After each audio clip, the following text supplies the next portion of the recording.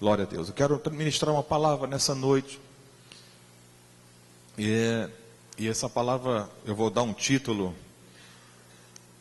que diz que será o seguinte: a possibilidade de voltar a ser livre. Eu quero basear essa mensagem no livro de Juízes, no capítulo 6. A possibilidade de voltar a ser livre. Nós vamos falar hoje sobre liberdade. Vamos falar sobre uma coisa muito importante, porque às vezes há pessoas que não são livres, mesmo estando até na igreja, estão debaixo de julgos, estão presas a alguma situação, alguma coisa que lhes impede de serem livres. E a Bíblia fala que Jesus nos libertou. Amém, irmã? Jesus é o nosso libertador. E o livro de Juízes, ele vem logo após o livro de Josué, que foi aquele que sucedeu Moisés, guiando o povo agora já entrou na terra, não havia ainda, não havia rei, não havia reis, não havia Saul, não havia Davi, então haviam juízes, homens que julgavam, né, em Israel, e Gideão foi um desses juízes. O livro de Juízes fala justamente sobre vários juízes que se levantaram, até que mais tarde foi estabelecido então um governo, a monarquia, né? O rei Saul foi escolhido, depois Davi e assim sucessivamente. Então Juízes capítulo 6, eu vou ler o versículo 11 até o 16, porque é o que nós vamos nos basear nessa noite, embora todo o capítulo traz assim essa história, né, mais detalhada. Mas vamos ler então a partir do versículo 11. Juízes capítulo 6, versículo 11. Você achou? Amém? Então vamos ler. Diz assim: então o anjo do Senhor veio e assentou-se debaixo do carvalho que está em Ofra, que pertencia a Joás, a Abiesrita, e Gideão seu filho estava malhando trigo no lagar, para o salvar dos midianitas. Então o anjo do Senhor lhe apareceu e lhe disse: o Senhor é contigo, varão valoroso. Mas Gideão lhe respondeu: ai, Senhor meu, se o Senhor é conosco, por que tudo isto nos sobreveio? E que é feito de todas as suas maravilhas que nossos pais nos contaram, dizendo: não nos fez o Senhor subir do Egito? Porém agora o Senhor nos desamparou e nos deu na mão dos midianitas. Então o Senhor olhou para ele e disse: vai nesta tua força, livrarás a Israel e da mão dos midianitas. Porventura não te enviei eu? E ele lhe disse: ai, Senhor meu, com que livrarei a Israel? Eis que a minha família é a mais pobre em Manassés, e eu o menor na casa de meu pai. E o Senhor lhe disse: porquanto eu hei de ser contigo, tu ferirás os midianitas como se fossem um só homem. Amém, queridos? Glória a Deus. Feche os seus olhos. Pai, em nome de Jesus, eu oro nessa noite e peço ao Espírito Santo de Deus que possa trazer revelação à mente, o coração de cada um aqui nessa noite, Deus. Em nome de Jesus, o Teu Espírito é que nos revela as profundezas, Senhor, os segredos, aquilo que não está ao alcance do olho do homem, não está ao alcance da nossa mente, mas o Senhor nos revela pela sua graça, pelo seu amor para conosco, pelo prazer que Ele tem em nos fazer entender a sua vontade para conosco, Deus. Nessa noite faça isso na vida de cada um aqui nessa noite, do meu irmão, da minha irmã e na minha vida. Queremos ouvir a Tua voz e conhecer mais e mais a Tua vontade para nós e desfrutar todas as promessas. Como nós cantamos, incomparáveis são as Tuas promessas. Queremos desfrutar de todas as Tuas promessas para as nossas vidas, em nome de Jesus. E todo o povo de Deus diga amém. Amém, querido. Glória a Deus. A possibilidade de voltar a ser livre. Então esse texto fala, esse capítulo, né, de Gideão. E havia uma servidão, uma escravidão de Israel, por causa dos midianitas, dos amalequitas.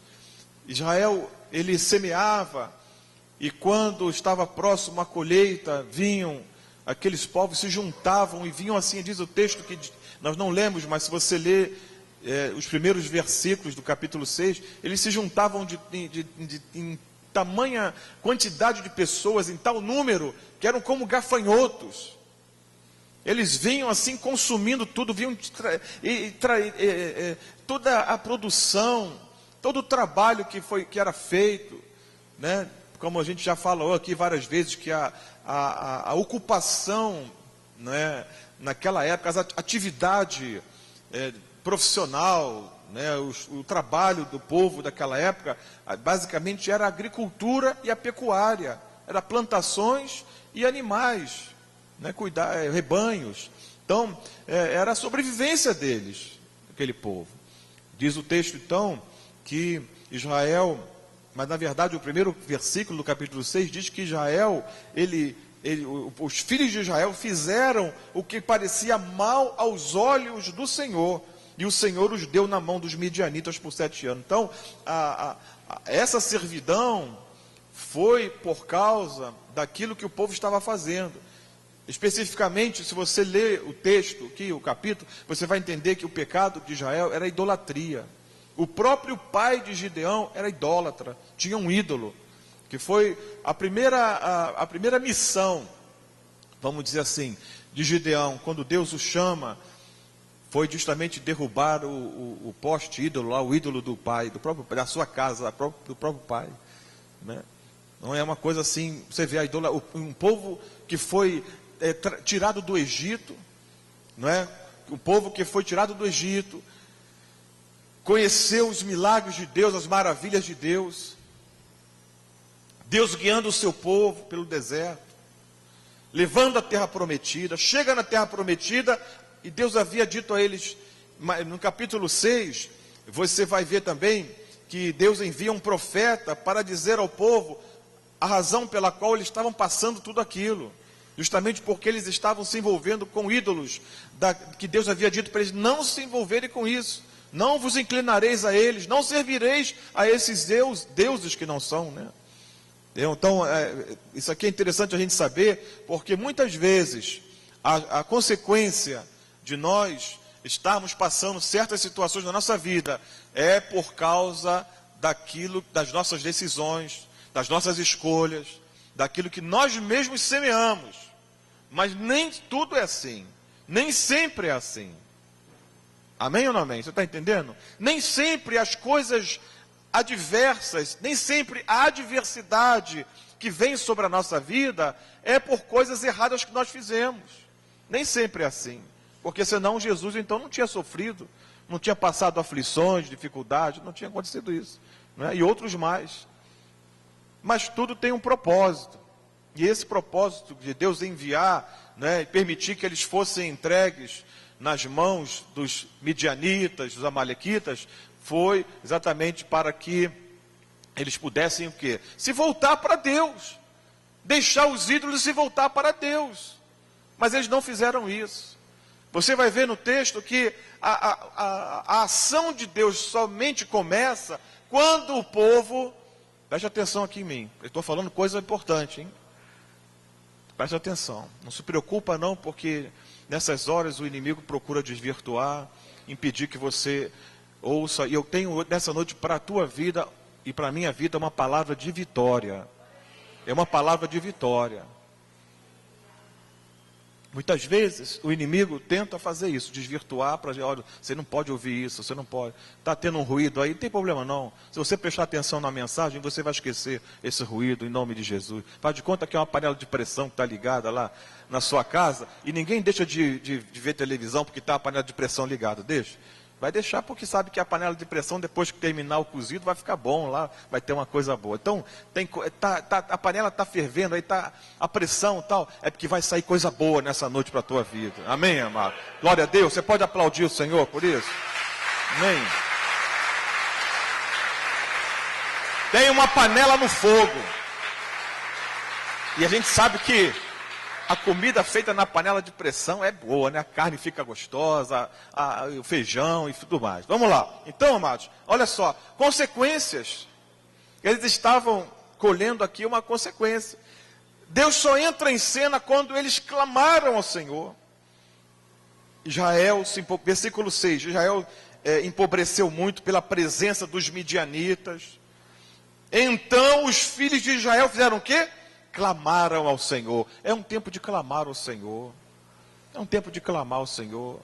Nós vamos fazer essa vigília, temos quarta-feira oração, temos domingo pela manhã oração, e temos a nossa casa também para orar, para clamar ao Senhor. As coisas de Deus só começam a acontecer na nossa vida quando nós começarmos a clamar ao Senhor. Muitas vezes as pessoas pedem oração, todo mundo está orando por elas, mas elas mesmas não estão orando.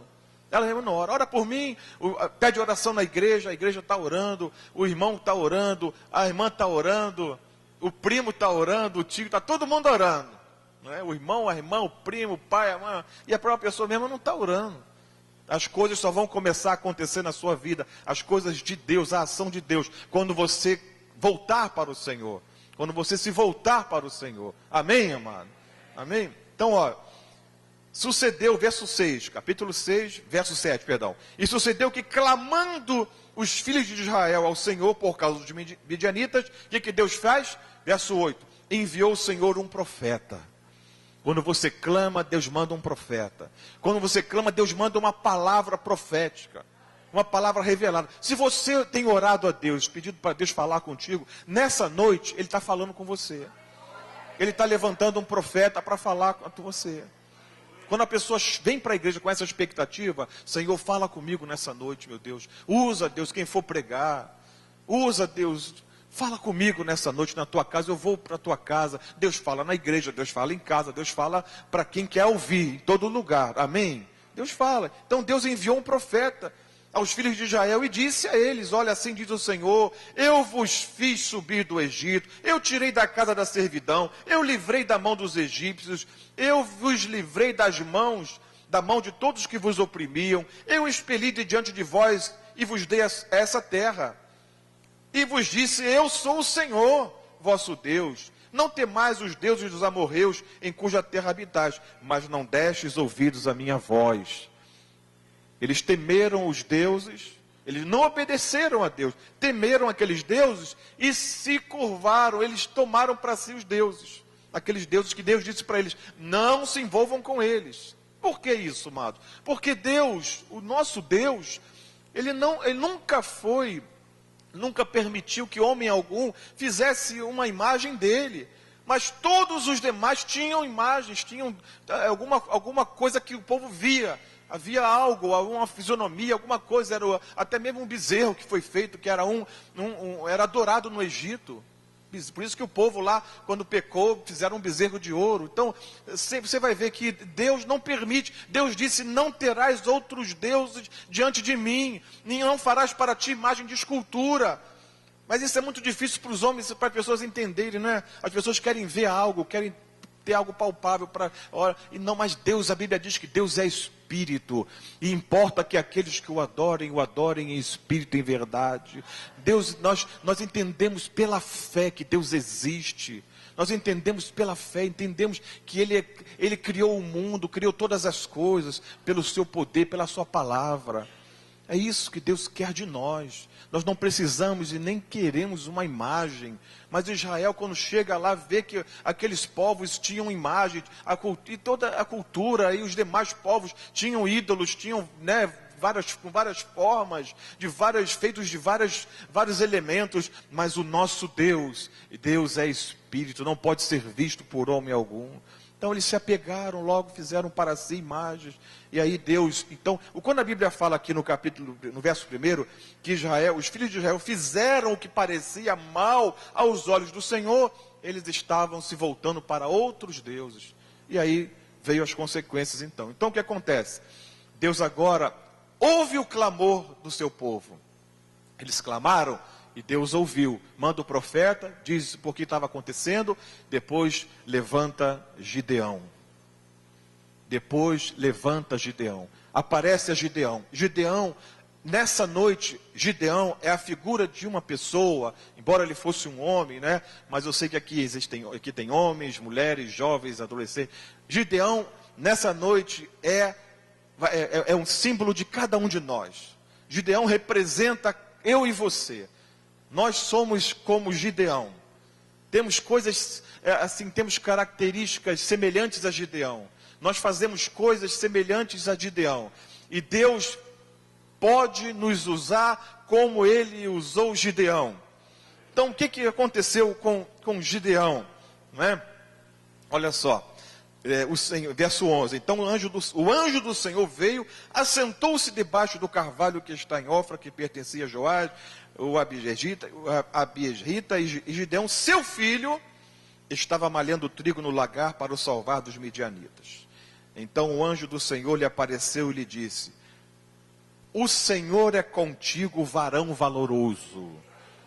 Nessa noite também vamos incluir aqui: o Senhor é contigo, varoa valorosa. O anjo do Senhor se assentou e observava Gideão. O Senhor, Ele nos observa.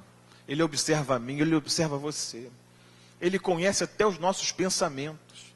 Ele sabe o que fazemos e sabe o que pensamos. Meu Deus, porque Ele é onisciente, Ele é onipresente. O Senhor, agora a saudação que o anjo do Senhor faz a Gideão, olha só, parece que meu Deus, mas que é isso? Parece que parece que o anjo do Senhor não sabe o que está acontecendo, não é? Porque Gideão estava num lugar que não era o lugar de costume de malhar o trigo. Aquilo ali o lagar era um lugar escondido, aonde era pisada, era feito o vinho, o suco, né? Era pisada as uvas. Mas por ser um lugar escondido, Gideão optou por fazer esse trabalho ali para pôr a sua colheita a salvo dos midianitas. E o anjo do Senhor está vendo aquilo e se apresenta, né, a Gideão dizendo: o Senhor é contigo, varão valoroso. Olha, deixa eu mencionar aqui para você algumas coisas que eu escrevi. Então, quando há essa apresentação, né, essa saudação, né, caramba, eu estou aqui aflito, tentando salvar a minha colheita, e vem o anjo do Senhor, entenda, na forma humana, um homem se apresenta. Gideão não o conhece, mas sabe que é alguém, um mensageiro vindo da parte de Deus. Muitas vezes você vai encontrar pessoas no teu caminho que você não, embora você não a conheça, creia que são mensageiros de Deus para a tua vida. Estão trazendo uma mensagem de Deus para a tua vida. Você pode nunca tê-la visto, mas creia que Deus pode usar quem Ele quiser para trazer uma mensagem para você. E olha só, parece que ele não está sabendo o que está acontecendo, mas ele sabe sim. O Senhor é contigo, varão valoroso. Aí entra aquelas qualidades, características, né, que nós temos semelhantes a Gideão. Ou seja, Gideão, ele apresenta, pelo menos aqui, 3 razões para não concordar com aquilo que estava sendo falado a ele, com aquilo que estava sendo dito a ele.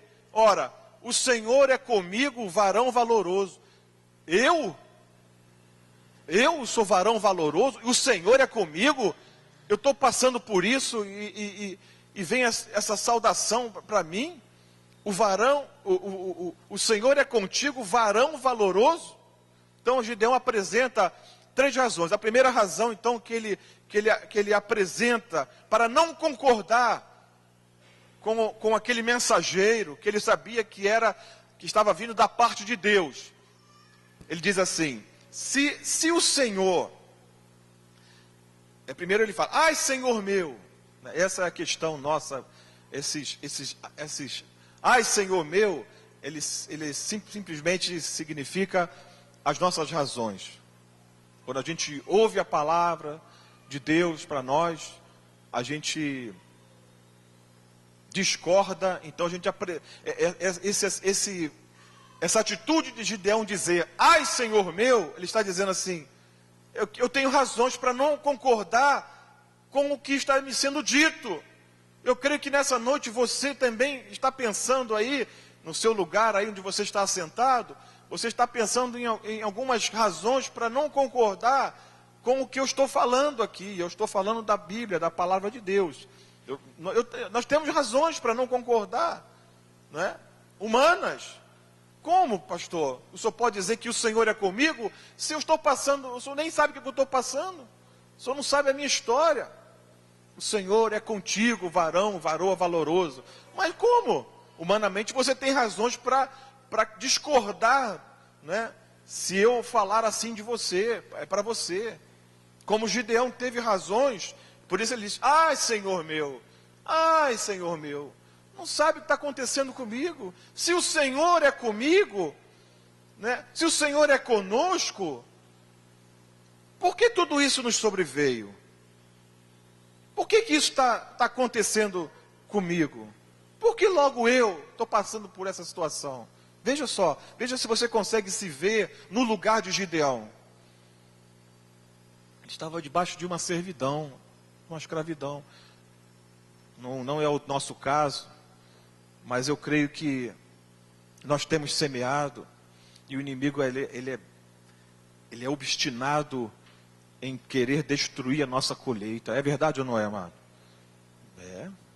O inimigo, ele trabalha para roubar, matar e destruir. Ele é obstinado para não permitir que a tua colheita, ou melhor, que a tua semeadura possa verdadeiramente vingar, colheita. Ele não quer isso. Ele não quer que você seja uma pessoa frutífera.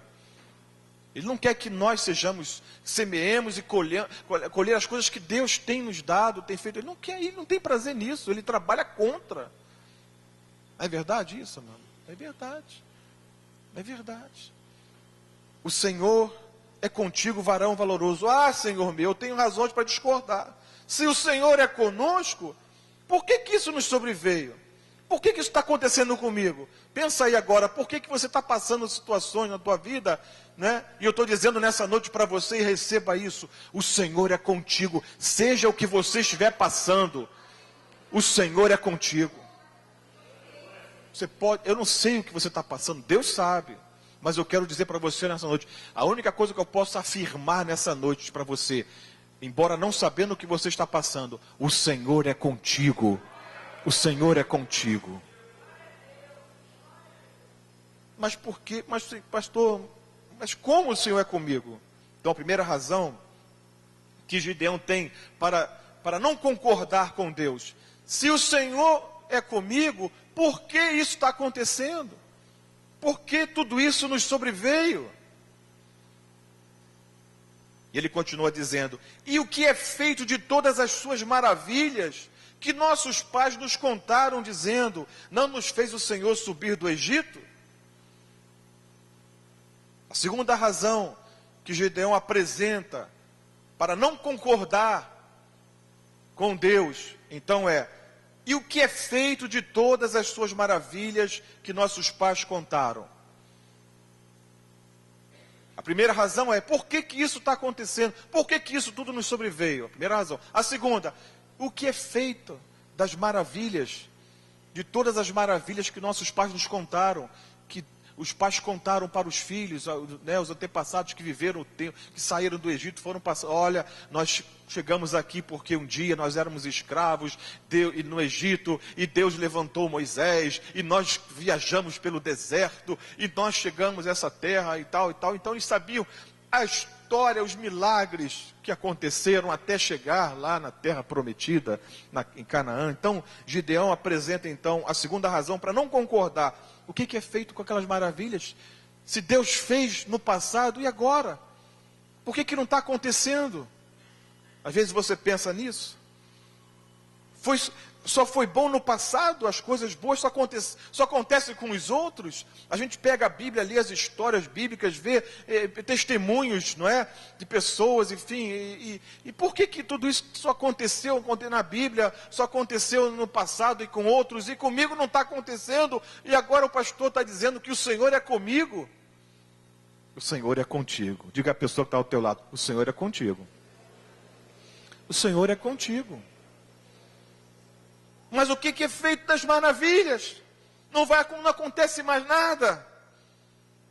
Só foi bom no passado.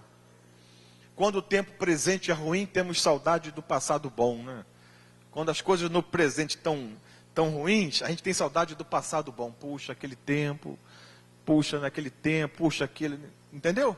Quando as coisas apertam no presente, a gente tem saudade daquele passado bom. Quando as coisas não vão bem no presente, a gente desejaria, né, naquele passado bom. É verdade ou não é? A gente vai caminhando, a idade vai passando, e a gente não tinha dor nenhuma, a gente fazia tanta coisa, agora a gente vai fazer puxa, estou com uma dor ali e tal, e caramba, teve uma época que a gente não tinha dor nenhuma, enxergava tudo direitinho, a vista era boa, não tinha, brincava de futebol, né, e corria, e fazia tanta coisa, hoje a gente já tem limitações e tal. Bom, isso ainda não é tão, isso é uma coisa até natural, porque a idade e tudo, mas assim, às vezes a gente, não é isso, estou me referindo mais, justamente a situações na nossa vida, que já foram melhores no passado, e agora, o que aconteceu? Acabou? Se o Senhor é comigo, se o Senhor é conosco, e agora? Os milagres, testemunho, pega um DVD, você assiste lá e vê, caramba, Deus abençoou um testemunho de vitória na vida do irmão, da irmã, todo mundo é abençoado, 1000 à direita, 10.000, né? 1000 é abençoado ao teu lado, 10.000 à tua direita, e você não é abençoado? Que isso, meu Deus? O que está acontecendo com isso? E agora o pastor está dizendo nessa noite, o Senhor é contigo, varão valoroso? O que está acontecendo? Vamos lá, vamos caminhar. A terceira razão que Gideão apresenta para não concordar com Deus. Ele está aqui quando ele diz assim, porém agora o Senhor, no versículo 13, no finalzinho, porém agora o Senhor nos desamparou e nos deu na mão dos midianitas. Agora estou sozinho. Agora Deus não se importa mais comigo. Deus se esqueceu de mim. A terceira razão, eu sou esquecido de Deus. Eu sou esquecido de Deus. Deus abençoa todo mundo, a mim não. Deus não se lembra de mim. Muitas vezes você ouve um testemunho e fica, vamos dizer, com uma inveja santa. Puxa, eu queria tanto dar esse testemunho. Eu queria poder dar um testemunho igual. Não é assim? Ou queria também dar o meu testemunho. Mas você, caramba, não está acontecendo comigo. O que aconteceu com as coisas que Deus fez no passado? O que aconteceu com as coisas que Deus fez na Bíblia, que tem tantas histórias, tantas coisas lindas, tantas histórias boas, final feliz. Agora eu estou sozinho. Por que isso aconteceu comigo? Por que está acontecendo isso comigo?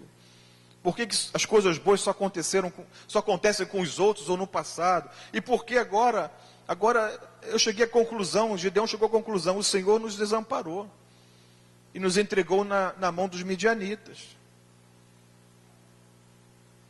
Agora, sabe uma coisa que eu vejo também nisso aqui, amados? É que Deus vê em nós algo que nem nós mesmos vemos em nós, né? Deus chama esse homem que apresenta razões para não concordar com ele. Deus chama esse homem de varão valoroso. O Senhor é contigo, varão valoroso. Ele apresenta, ele poderia ali naquele momento, né? Caramba, Deus se apresentar. Opa, Deus é comigo, glória a Deus, estou na vitória. Entendeu? Poderia usar aquelas frases que muitas vezes são usadas de frases de efeito e não sei o que, e é só glória, é só vitória, não sei o que. Não, não, mas ele é sincero, ele é honesto. Ele abre o coração e diz, Senhor, não é bem assim não. Não está acontecendo como o Senhor está falando não. Olha, foi só no passado. O que aconteceu? No passado eu sei que aconteceram coisas tremendas, meus pais contaram. Mas agora a situação hoje é diferente, Senhor. Por que isso está acontecendo, Senhor? Por que o Senhor nos desamparou? Deus vê em você e em mim valores que nós mesmos não vemos, mesmo apresentando a Ele as nossas limitações, apresentando a Ele as nossas razões para não concordar com Ele, mas Ele continua vendo valor em você. Ele continua vendo valor em você. Você olha para você mesmo, você se menospreza. Amados, em nome de Jesus, não deixe de... Olha, você tem que ter uma queda por você mesmo. Você tem que amar você mesmo, está entendendo? Né? Você não ama a sua esposa, você ama o seu marido, ama os seus filhos. Você tem que se amar também. Há pessoas que não se amam mais, se olham no espelho e se desprezam. A gente chega para elogiar a pessoa, aquele elogio às vezes até ofende, que a pessoa não se vê daquela forma, e Deus fala, e a pessoa também, não, em nome de Jesus, repreende isso. Feio é o diabo, velho é o diabo, né? Gordo é o diabo, tudo que é ruim é o diabo. Você é lindo, mesmo que você esteja fora do peso, você é lindo, é linda. Entendeu, amado? Se está fora do peso, não tem problema não, mas não deixa de ser feio por isso não. Não deixa de ser cheio do Espírito Santo por causa disso não. Alguém já, infelizmente, as pessoas que até, por uma infelicidade, fazendo com uma colocação assim, o que tem a ver uma pessoa que está mais no peso? O que é o problema? Ué, é o problema dela. Mas não deixa de ser, Deus não deixa de amar por causa disso, porque está fora do peso. Não deixe de se amar. Não deixe, a Bíblia diz, amarás o teu próximo como a ti mesmo. A Bíblia fala que nós devemos nos amar. Amém, amado? Você precisa querer bem para você também. Deus continua vendo em nós o que não vemos. Então, por quê? Porque no versículo 14, o Senhor olha para Gideão. Ele apresenta as suas 3 razões para não concordar com eles. Mas Deus continua olhando para você e para mim. Deus continua olhando para Gideão e vendo valores que ele mesmo não via, nem nós. Deus fala para ele, Deus olha para Gideão, verso 14, vai nessa tua força. Caramba, o cara apresentou razões ali para não concordar com Deus, e Deus diz, vai nessa tua força. Vai nessa tua força. E livrarás Israel da mão dos midianitas. Olha, Deus não está falando nem, a promessa ali não é nem para ele e para a casa dele, é para Israel. Deus quer levantar Gideão para ser um libertador, para ser um valente. Olha só, essas características aqui, esse homem aqui, Deus está vendo nele um general, um líder. Tu poderia me dizer que um cara que apresenta isso aqui, se o cara vem com um currículo desse aqui, você acreditaria que ele poderia fazer alguma coisa na igreja, por exemplo? O cara que chega aqui, olha, meu currículo é o seguinte, pastor, ó, eu estou passando na prova, estou passando muita tribulação, eu sei que Deus fez no passado muitas coisas, mas comigo não está acontecendo. Ó, Deus nos desamparou, eu estou sozinho, tal. O que você acha que a gente poderia, como a gente poderia utilizar um homem desse na igreja, né? Um cara que diz que está sozinho, que Deus desamparou ele, e que ele até crê que Deus fez maravilhas, mas foi só no passado, não faz mais. E Deus olha para um cara desse e diz, vai nessa tua força, varão valoroso. Vai nessa tua força. Deus vê nisso força. Meu Deus, que Deus nos ajude. Vai nessa tua força, livrarás a Israel da mão dos midianitas. Porventura não te enviei eu? Porque quando Deus te envia, quando Deus te chama, quando Deus te procura, quando Deus vai ao teu encontro, Ele te levanta,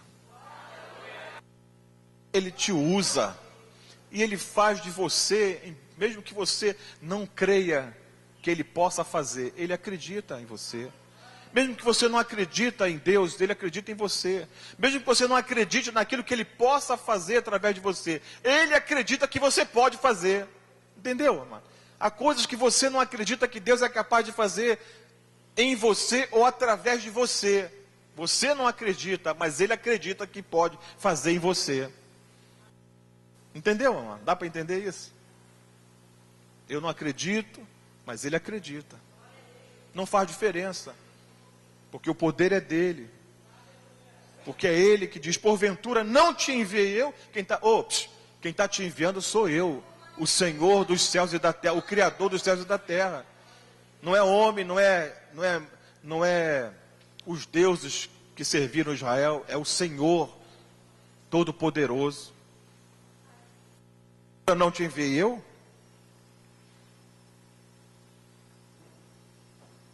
Verso 15, novamente Gideão, agora ele apresenta pelo menos duas justificativas para novamente não concordar com Deus. Ele diz assim, versículo 15, acompanha aí. E ele disse, ai Senhor meu, ou seja, peraí Senhor, não é assim não, eu não concordo com isso. Eu não posso, como é que eu vou livrar Israel? Eu? Livrar da mão dos midianitas? Ah, Senhor meu, opa, peraí, não é assim não. Com que livrarei Israel? Como é que vai acontecer isso? Ó, Senhor, a minha família é a mais pobre em Manassés, e eu sou o menor da casa do meu pai. E quem diz que você precisa ser alguma coisa para Deus usar? Quem diz que você precisa ser o mais forte? Eu preciso ser o mais forte, eu preciso ser o mais rico, eu preciso ter notoriedade, tem que ter fama, tem que ter... Quem disse que você tem que ter alguma coisa? O poder é dele, a excelência é dele, ele usa quem ele quer. A questão toda, o segredo é, quem está chamando? Deus está chamando? Ah, Senhor meu, minha família é mais pobre, como é que eu vou fazer? Eu sou o menor da minha casa. 1 Coríntios capítulo 1, verso 27, diz que Deus, vamos ler. Tem gente aqui que está sentado, está ouvindo essa palavra, que nem imagina o que Deus vai fazer através da tua vida. Está pensando que vai ficar sentado aí o resto da vida aí, dando trabalho para o pastor, marcando gabinete. Pastor, gabinete, tu vai ver só, tu vai ser pai de multidões. Vai ter muita gente atrás de você e fala desse Jesus, fala do que Deus tem feito na tua vida. Vai acabar o teu descanso aí, pode aguarda, hein? Deus te chamar, acabou o descanso. Olha só, 1 Coríntios 1, 27. Mas Deus escolheu as coisas loucas deste mundo para confundir as sábias. Deus escolheu as coisas fracas deste mundo para confundir as fortes. Deus escolheu as coisas vis deste mundo, as coisas desprezíveis e as que não são, para aniquilar as que são, para que nenhuma carne se glorie perante Ele. A escolha é de Deus. A escolha é de Deus. Ele não escolhe os capacitados, Ele capacita aqueles a quem Ele escolhe. Amém, querido? Deus escolheu Gideão. Você vai nessa tua força. O Senhor é contigo, varão valoroso. Ai, Senhor meu, pode apresentar tuas razões. Pode falar, o que é? Por que está acontecendo isso comigo? Mas uma coisa interessante é que eu vejo assim, eu vejo temor nessas questões aí, nessas razões, né, de Gideão. Eu vejo o temor dele. Ai, Senhor meu. Ai, Senhor meu. Ele sabe com quem ele está falando. Ai, Senhor meu. Ele apresenta as suas razões. Ele sabe que Deus fez, como você sabe que Deus fez. Você tem que saber também que Deus está fazendo hoje. Se não está fazendo na sua vida, mas está fazendo. E vai chegar a hora que Ele vai fazer em você e também através de você. Amém, amado? Está fazendo. Ou você pensa que o agir do Espírito Santo está limitado apenas àquilo que está acontecendo na nossa vida? Não. Não. Deus está fazendo coisas maravilhosas. Os milagres continuam. Vidas são transformadas, libertas e salvas.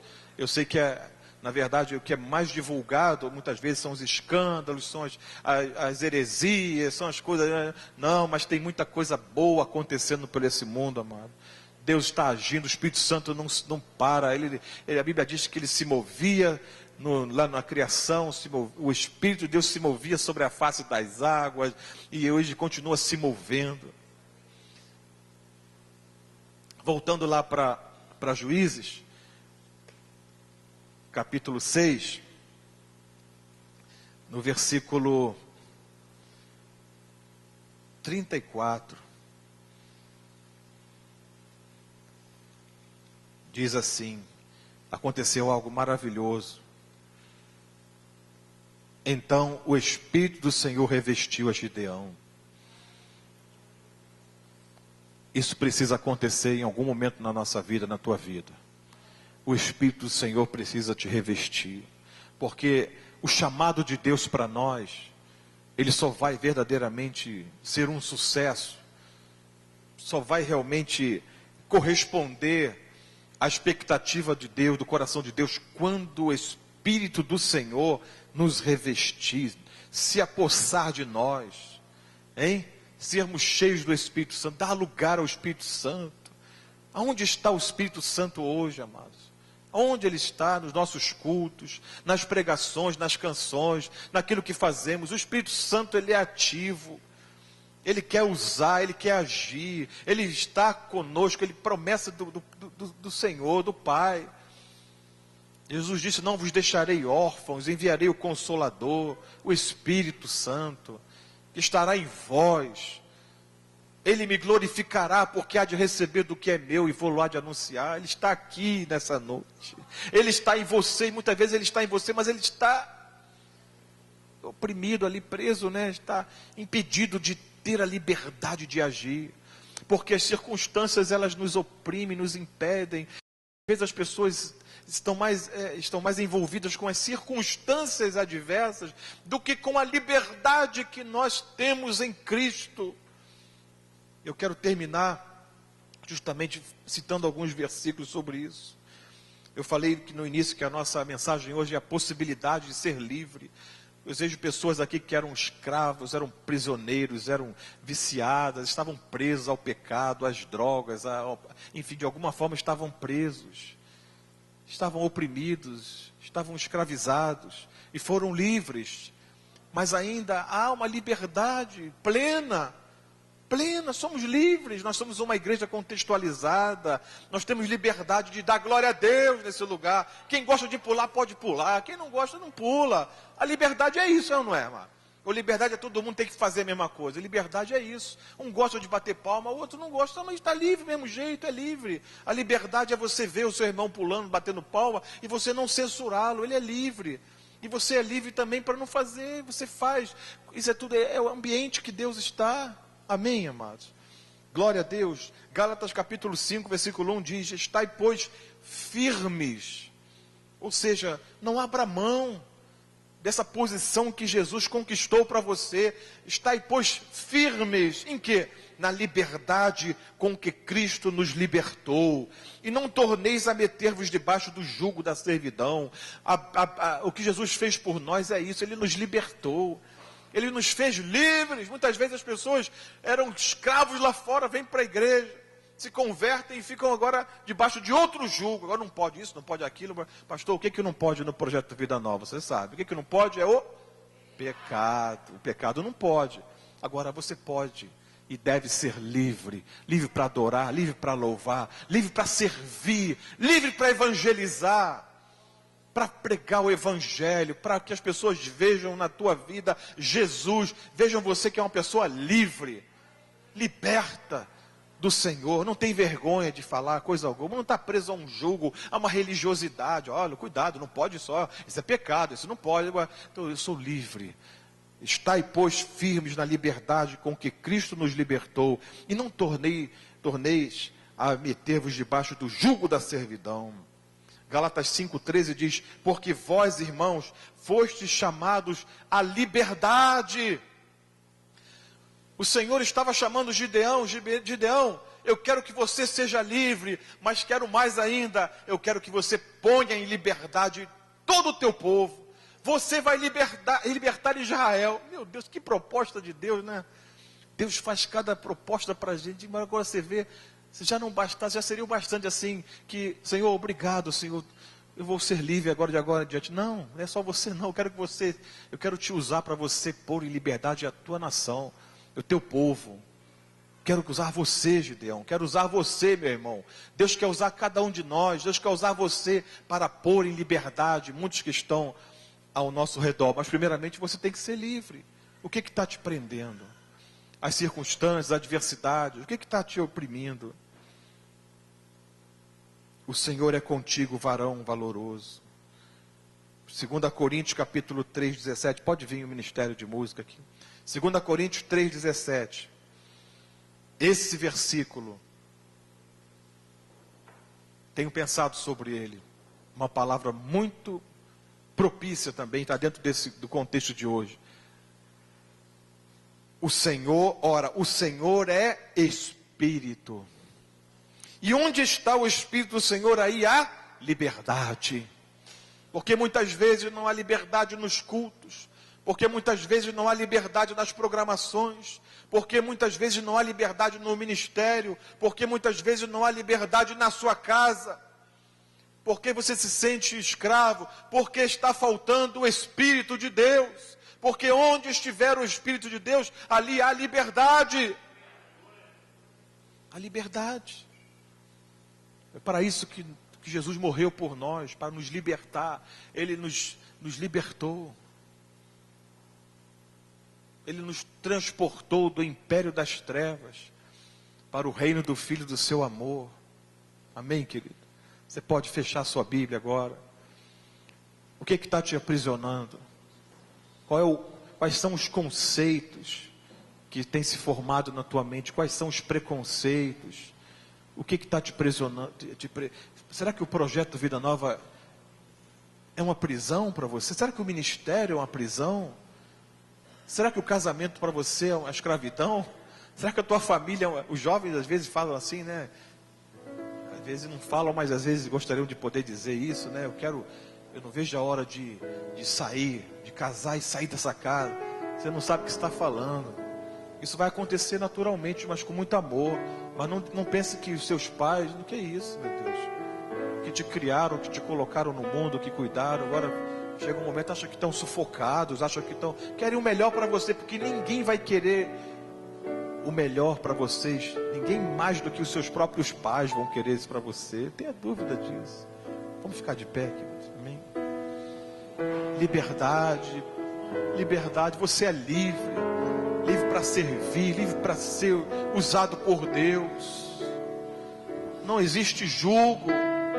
A unção, a Bíblia diz que o jugo será despedaçado por causa da unção.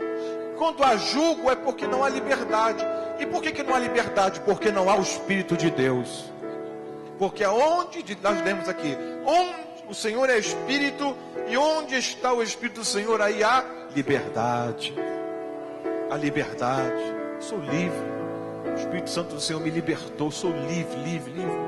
Eu era escravo do diabo, escravo do pecado. Eu sou livre. O Senhor me libertou. Livre para adorar, livre para servir ao Senhor. Livre para viver a vida abundante que Jesus escolheu para mim. Olha, como Gideão, às vezes, há momentos na nossa vida que a gente vai se sentir assim. Palavras que vão nos confrontar. O Senhor é contigo, varão valoroso. Ah, meu Deus, que aí não é comigo não. Isso não é comigo não. Eu estou na prova, mas a prova vai passar. O vale vai passar, querido. Não é? E quanto maior a prova, maior a glória. Amém, irmão? Pode ter certeza disso. Quanto maior a prova, maior a glória. É uma canção que diz: eu vou passando pela prova, dando glória a Deus. Glória a Deus. Que vai passar. Em algum momento vai acabar, meu Deus. Vai vir outra. Mas a prova vai sempre ter um propósito de Deus na nossa vida. Como eu falei, as situações em que as pessoas passam adversidade, consequência de pecado mesmo. Israel fez o que era mal aos olhos do Senhor. Agora Deus é misericordioso. Deus enviou o profeta. Olha, isso está acontecendo assim, diz o Senhor, é por isso. Eles clamaram ao Senhor, o Senhor enviou o profeta e depois levantou um libertador. Quando você clamar ao Senhor, Deus vai levantar um profeta e vai mandar em seguida um libertador. Ou seja, vai te pôr em liberdade. Clamar ao Senhor significa se arrepender, se voltar para Deus. Deus permite, você ver, vem a opressão, vem aquela situação difícil. Deus está tendo um propósito daquilo ali para te levar mais perto dele, para você clamar a Ele: Senhor, se eu tenho feito algo, me perdoa. Eu sei que tenho feito isso, me perdoa isso. Ou se eu tenho feito algo, me ajuda. Deus manda o profeta e depois manda o libertador e te levanta para ser uma potência, na mão de Deus. Se antes de você cantar, na vigília, a gente vai ter oportunidade de ouvir testemunho, vai ter testemunho, né? É porque tem uns irmãos que a gente A gente quer dar um testemunho no culto, aí fala, pastor, se eu for dar meu testemunho, eu vou ficar a noite toda aqui. Então na vigília você pode contar o testemunho todinho. Você vai ter a noite toda para contar o testemunho, né, Ralf? Como é que o cara que já cantou para multidões, agora pensa que vai ficar a vida toda sentado aí na cadeira? Tu não vai nada, tu vai pregar para multidões agora. Vai dar o testemunho para multidões. E vai dizer o que Jesus fez na tua vida. Né, meu filho? É assim.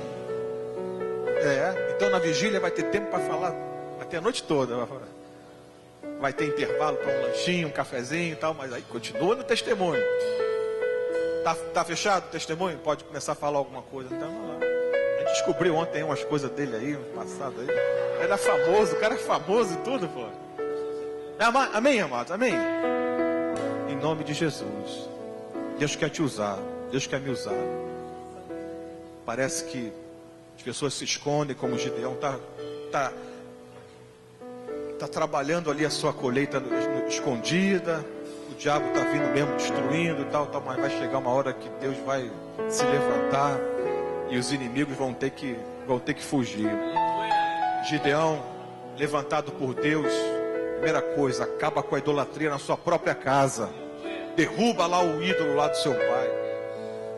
Quando os moradores viram aquilo, queriam saber quem foi que fez isso, nós vamos matar agora. E o próprio pai dele se apresentou e disse, olha, foi meu filho. Ele foi ele que derrubou. Agora, se esse ídolo aí é um Deus, se ele tem poder, ele que agora mate então quem fez. Ué, se ele é um Deus, derrubou ele, agora que ele faça. O que aconteceu? Nada. Porque só o Senhor é Deus. Só o Senhor. É interessante, né? As pessoas ficam às vezes, não sei o que, falaram mal de Maomé, aí vão matar agora quem falou. Ué, se é Deus, que faça. Não é? Se Baal é Deus, que faça com quem fez o homem. Mas um homem, quem é um homem para prevalecer contra um Deus? Né? Só o Senhor é Deus. Só o Senhor é Deus. Contra Ele, ninguém prevalece. Ninguém prevalece. Só o Senhor é Deus. Agora, os ídolos são obras de mãos de homens. Ídolos são obras de mãos de homens. Mas só o Senhor é Deus. Amém, querido? Vamos cantar uma canção. No dia que o ministério preparar uma canção. E logo em seguida nós vamos orar. Em nome de Jesus.